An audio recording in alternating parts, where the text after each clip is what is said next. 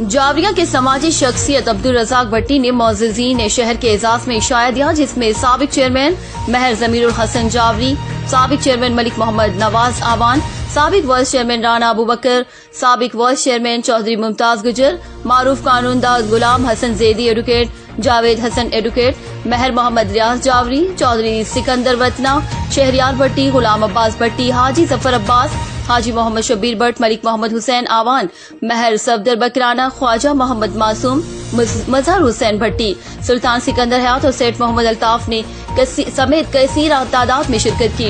इस मौके पर महर ज़मीरुल हसन जावरी ने कहा कि जावरिया के अवाम के हुकूक का तहफ़्फ़ुज़ अवलीन तरजीह है। जब तक सांस में सांस है, जावरिया के अवाम की बेलोस खिदमत जारी रखेंगे। उन्होंने कहा, जब भी बल्दियाती इलेक्शन होंगे, अवाम के ताउन से भरपूर हिस्सा लेंगे ताकि अवामी खिदमत का तसलसल बरकरार रख सके।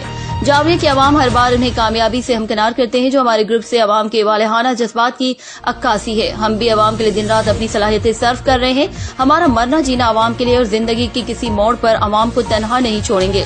रिपोर्ट हाजी जफर अब्बास, जावरिया सरगोदा। मजीद खबरों और अपडेट्स के लिए देखते रहिए बोलो टीवी ग्रीज।